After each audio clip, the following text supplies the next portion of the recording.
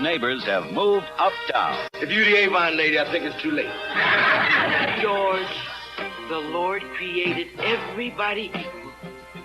Except in your case, he quit work before he got to your head. Jenny, come out here now. Why? Oh, Pop knows we're messing around. It's the Jeffersons, from the creators of All in the Family. We are the Jeffersons. Wednesday on the Jeffersons, George hires a ventriloquist as his stockbroker. But guess who's the dummy? Then on Good Times, Sweet Daddy's out for blood. And JJ's the donor.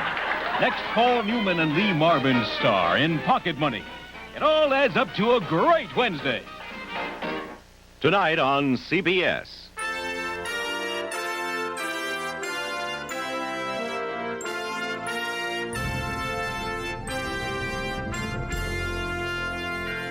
Sitcom, are ye faithful?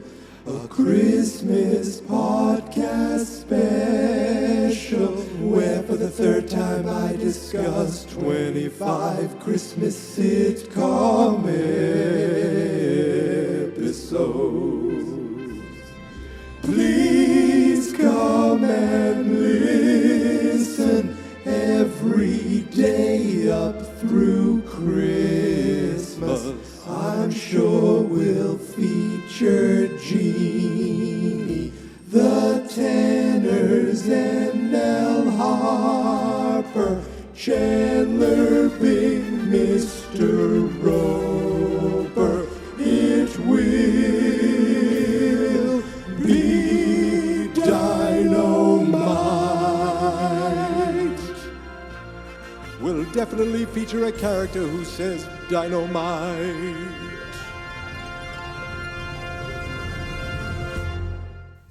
Well, we're moving on up to the east side, to a deluxe apartment in the sky. Moving on up to the east side. We finally got a piece of the pie. Welcome back, everybody. It's day 15. Happy Friday as we continue. Sitcom, are ye faithful? Today, I went back to the year 1977, where I watched Season 4, Episode 15 of The Jeffersons. Yes, I'm returning to another Norman Lear classic sitcom. I've had The Jeffersons on my list all year. I was ready to do it. And, you know, now that I think about it, I should have changed the theme song to be I'm sure we'll feature Wheezy, because Jeannie, every time I hear it now, it makes me feel bad. It lets me down, and I feel like I've betrayed, you know, the sacred bond that we have as podcaster and listener. But if you could indulge me and accept my apology for lying to you about Jeannie and I Dream of Jeannie ever being part of this podcast, then we can move on and we can enjoy this episode that aired on Christmas Eve, 1977. My second Christmas ever. This episode's called 984 West 124th Street, Apartment 5C. And you think, what the hell does that have to do with Christmas? Well, I looked up the Jeffersons. I want to say I looked up a Christmas episode, and I always look up rankings. See what certain websites rank a show, like if they put the episodes in order, what they think are, one of the, some may be better than others. And somebody posted this one and said, it's not only my favorite Christmas episode of theirs, but it's one of my favorite episodes of theirs. When I see anyone say that, I say, you know what? Okay, that's what I'm going to do. So, they have episodes that have the word Christmas in it, titles that have, episode titles with the word Christmas. Not this one. This one seems completely weird. As like the title, it's very long. It's very, like, you've already forgotten it, right? Ready? I'll do it again. 984 West 124th Street, Apartment 5C. And what does that mean? Well, we'll get there. It plays a very important part in this episode, a very important part in, I think, George Jefferson's life. And it's a very nice kind of reveal of what it means. And this episode, had that touching stuff, but it also had just a lot of fun because we got to see, like, really the highlight of this episode is Marla Gibbs as Florence. She is, growing up for me too. The Jeffersons was a show that was on. I knew it, and I knew her from it, but it was 227 where I really, I had, was watched mostly of Marla Gibbs, but knowing this is really what she's most well known for. And I like that when they did the live, in front of a live studio audience, I believe she played, I don't think she played herself. Did she play Mother Jefferson? I think, or I know she was part of it, and that was really cool. But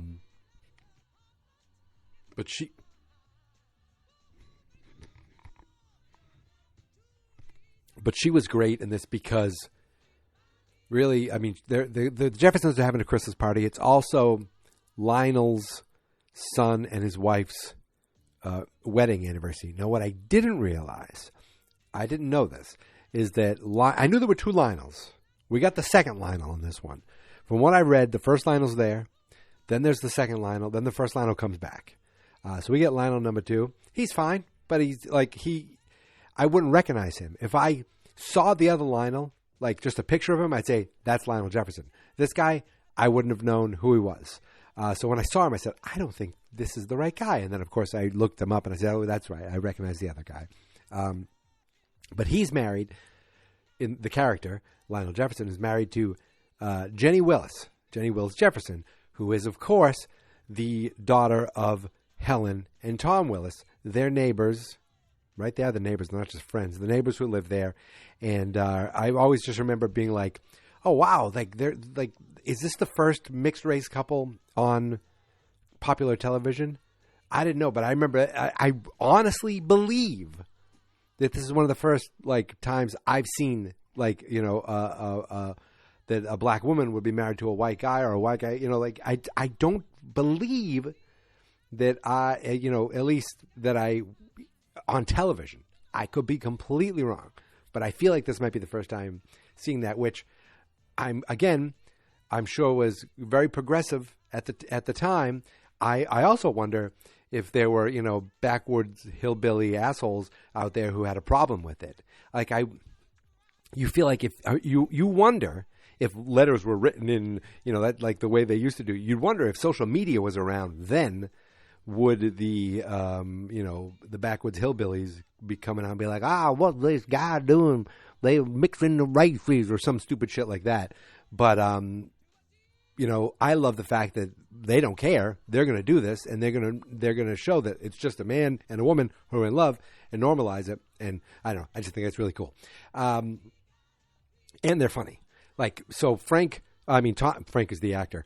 Tom, and Roxy Roker is Helen Willis, and I'm not crazy. That is Lenny Kravitz's mom, right? I believe so. So they're coming over for a Christmas party. Tom was the Santa, but he kept talking about how kids were kicking him. Then because he promised a gift that he didn't deliver last year as Santa. Then the mom of someone got angry and kicked him. So he just kept. And then at one point, Helen goes by and knocks him over. He's like, "You've betrayed me!" Kicking his leg. So they're only there, they're there for a few moments. They're not highlighted in the show. They're there to, make these jokes, hang out with the Jeffersons, and then when the kids show up, they're all excited. They want Jenny and Lionel to. I'm trying to think. I believe the clinical term is knock boots. And put a baby in there. Put a baby in there. I don't know where the hell I'm going. It is very late, ladies and gentlemen, and I have to tell you, I'm sorry, it's Friday, so it's very early. No, it's very late. But guys, I've been giving little glimpses of what's been going on for me this week. And I'm happy to say it's over. The long week is over. And jury duty is complete. It was a rough day, just kind of the reality of what we're doing there, what we're deciding, the lives that are affected either way. I'm not going to go into any detail about it, but just the fact there is this. You think jury duty, you think of this obligation that is a hassle, and then you get there and you like, oh my God, they chose me, I can't believe it, and you look at it like how it affects you. I know I'm taking a tangent on a sitcom podcast, but hey, this is Jefferson episode and had a very touching moment, so will this podcast. And then you think about, oh God, I got to drive to this place 40 minutes every day. But then you get in there and you hear what the case you're listening to, and you're thinking, my God, there's real lives being affected here, and you do feel this sense of responsibility to do it, and listen and take these take the everything you hear, try to make a decision to the best of your ability, and either way you go. You're going to make somebody happy, somebody angry, and you're going to affect lives. And it is a weird feeling. You go through everything, and then when it's all done, you're like, we just did that, and wow, now we just go back to our lives. You're with these people for 4 days, and I know there was some, the last day, some people were making Instagram connections, so I thought that was cool. But it's like, it's just weird feeling that tomorrow I'm just back to work. Like I'd come home every day and do a little work. But just tomorrow, back to life, life keeps a rolling, and I'm still here watching a sitcom episodes. Okay, enough of the real world stuff. Enough of that. I just wanted to mention, because I've been, yapping about being on jury duty all week. It's over. And I thank you for sticking with me through this long week. Now, Jeffersons, back to the show. So they want Lionel and Jenny to have a baby, and they're like, imagine a little George is like, I don't tell them what to do on their vacation, because they bought them tickets to Bermuda, and they're hoping that I think part of them is hoping that they can go relax and make them a grandchild. And they're like, wouldn't you like a little George Jefferson running around? And that's, I don't know why that sounds nothing like Wheezy. He's like, yeah, you know what, I would. And then Tom's like, wait a second, what if you had a little Tom going around? He's like, oh, you know what, never mind, change of plans. But the funny parts for me were Florence and George's interactions. They're ripping on each other.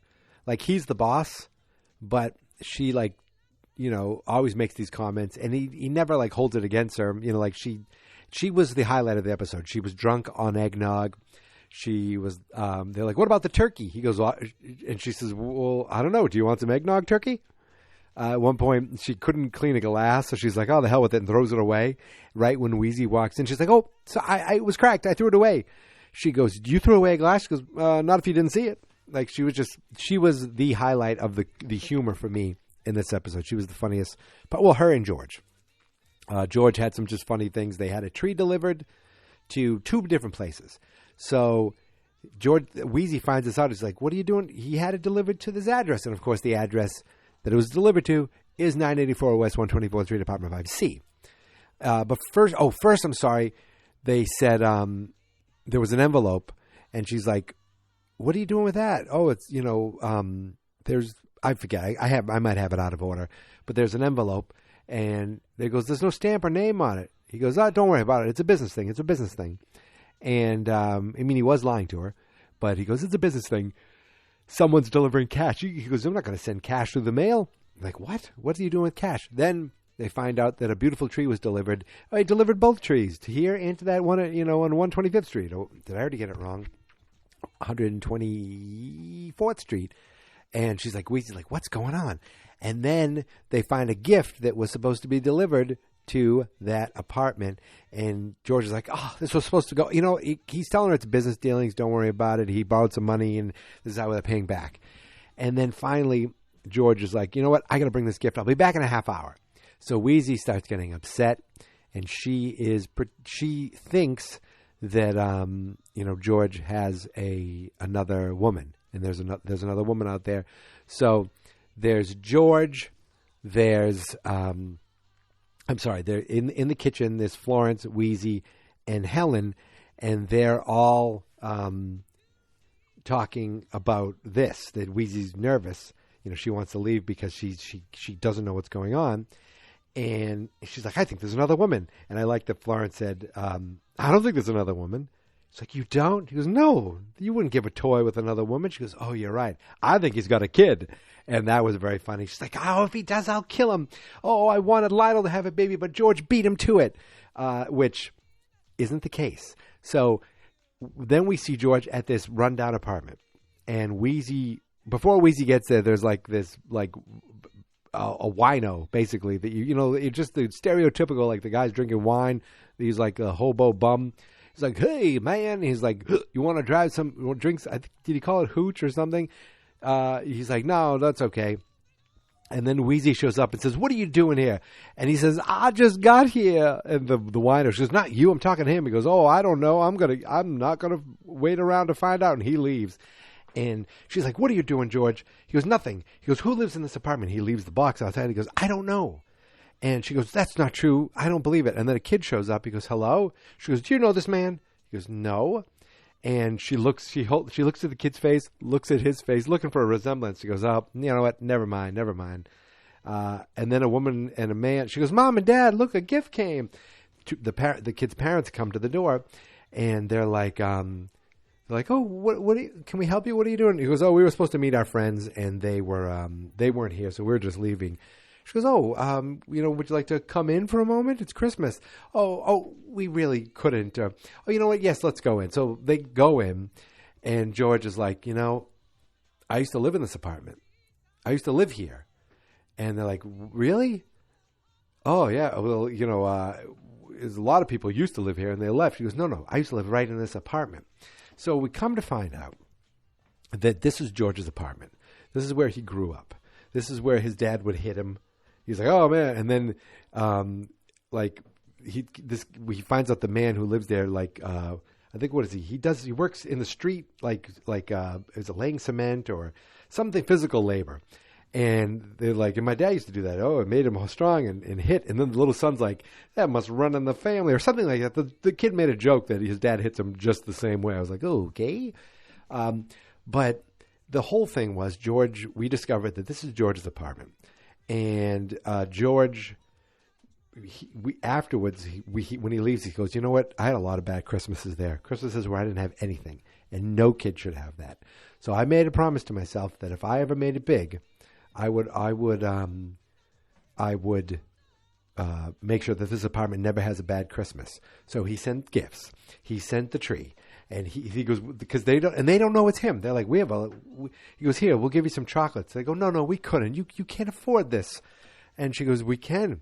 We have a Santa of our own. Someone sends $100 every month, and we were really tough before, but now, we're doing better. I can afford to go to TV repair school, so I'm going to get a better job. And I'm thinking, my first thought was, are there still TV repair schools? Are there still TV repairmen?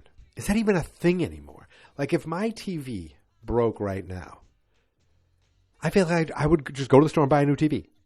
But if I bought a new TV and that broke, I would just go to Best Buy or Walmart or Target or wherever I bought it. I'd be like, I need to change this for another television. They wouldn't be like, well, let's get the repairman out there and he's got a belt, with tools on it. I can think of my grandparents having that TV that was the big wooden chest, and it was like a piece of furniture, and it sat on the ground, and you put things on top of it like candles or decorations of sort. I could see that. Oh, we need to have the TV repairman come out and put a new tube in. But I don't know if TV repairmen are still a thing. I'm not sure. But in 1977, you're going to have a lucrative career at least for the next 20 years before you can retire. So he'll be just fine, maybe even 30 years before HD, the flat screens really come in. So I think he'll do okay. So when he and Wheezy leave the apartment, he tells her that, and he goes, even though we got out and made it big, I felt like I have to, come back. You can't just forget where you're from. You have to come back and and make it right. It's the right thing to do. You can't forget where you come from, and you have to support the where you were from. And she's like, George Jefferson, I'm so proud. I can't do it, Wheezy, but it's kind of like this. There was a funny thing where Lionel says, "You can't leave, Mom. We're going to sing the Christmas carols. You're the bass." She just gives him this dirty look. That made me laugh out loud. So she's like, George Jefferson, I've never been so more proud of you. Gives her a little smooch. And he goes, come on, can we leave now? Like, you could see he was uncomfortable being there. And there was moments where there just weren't laugh tracks. There were no there was no canned laughter or studio laughter or whatever it was. I think it was filmed in front of a live studio audience. But there was none of that. It was just a quiet moment. And then they walked off, and that was the end of the episode. And I really, really liked it. Sherman Helmsley is he's an incredible character. Again, this is going to sound weird, but Marla Gibbs, I remember watching more 227. Sherman Helmsley, I remember watching more Amen.